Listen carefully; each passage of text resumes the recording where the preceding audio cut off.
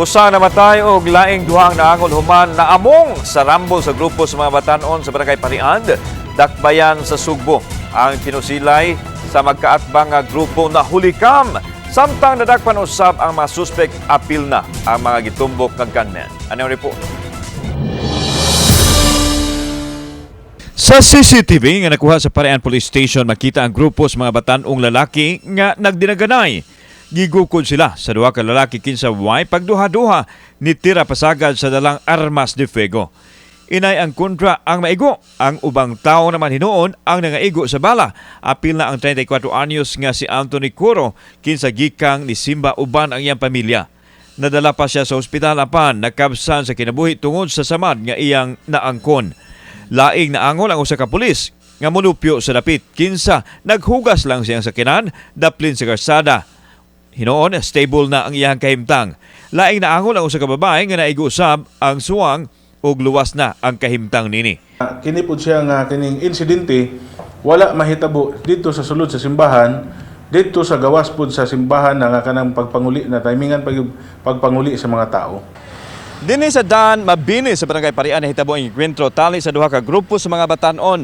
Kung ato ang nabantayan, pipila lang kalakang gikan dinhi ang police station.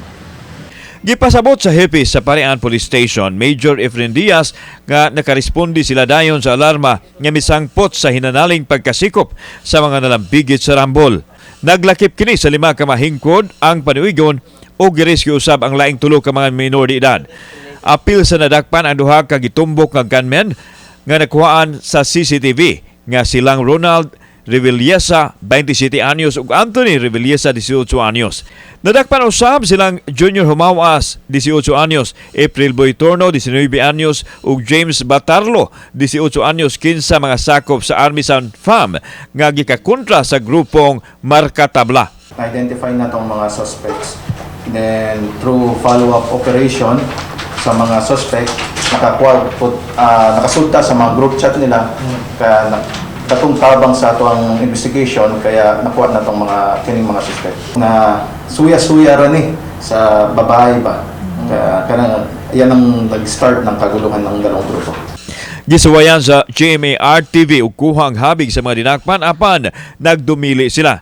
Kasong murder ug dugang pang mga kaso ang ipasaka sa kapulisan batok sa mga dinakpan. Pagkatakot na sa mga suspects, sige na silang hilak ba sa nahitabo ba.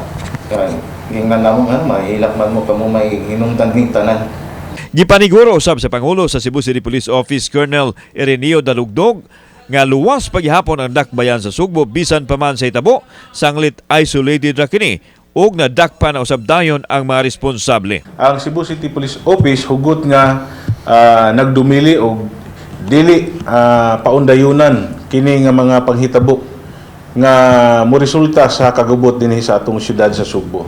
Kami sa kapulisan sa Cebu City Police Office are strongly committed to serve and protect the Cebu City community. Kauban si Clover Lumayag, ako si Alan Domingo. Balitag Bisdak.